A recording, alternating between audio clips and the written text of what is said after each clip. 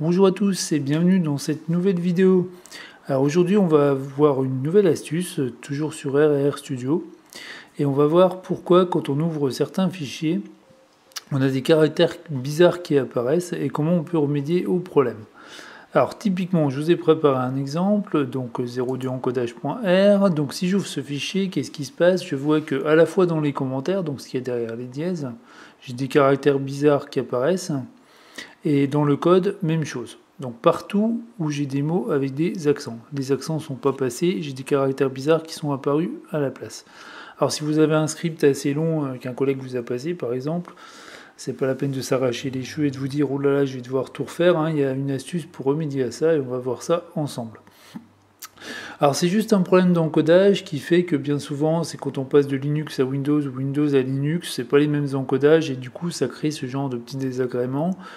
Si vous débutez en R, vous aurez forcément un jour ou l'autre affaire à ce genre de petits soucis.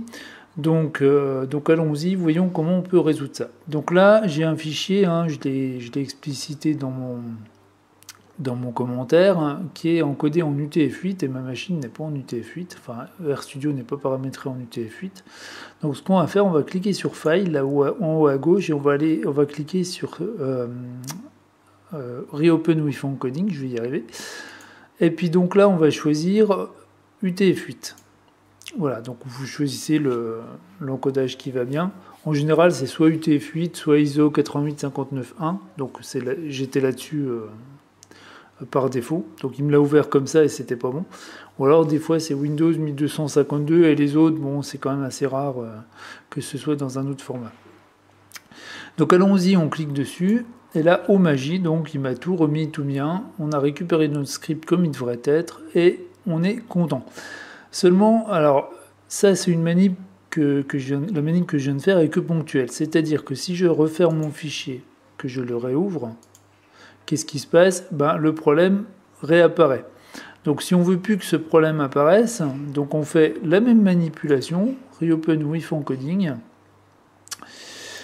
Et puis donc on remet UTF-8 et on va cocher Set as Default Encoding for Source Files. Et du coup, voilà, donc le problème est résolu.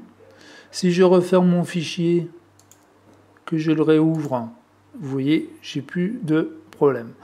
Simplement ce qu'il a fait, il a réglé votre paramétrage par défaut en fait sur UTF-8, ce qui fait que dans Global Options Code Saving, en fait, il a modifié ce paramètre-là, hein, qu'on aurait pu aussi modifier en amont à la main, hein, c'est pas un souci. Donc par défaut, on était là-dessus et il l'a mis en UTF-8. Voilà ce qu'il a fait. Et ça résout donc nos soucis d'ouverture de fichiers et caractères bizarres qui apparaissent, donc souvent les caractères accentués ou les caractères particuliers. Voilà, donc je tenais à partager avec vous cette petite astuce qui peut vous faire gagner du temps plutôt que de chercher de quoi ça vient sur le net et puis de galère à trouver.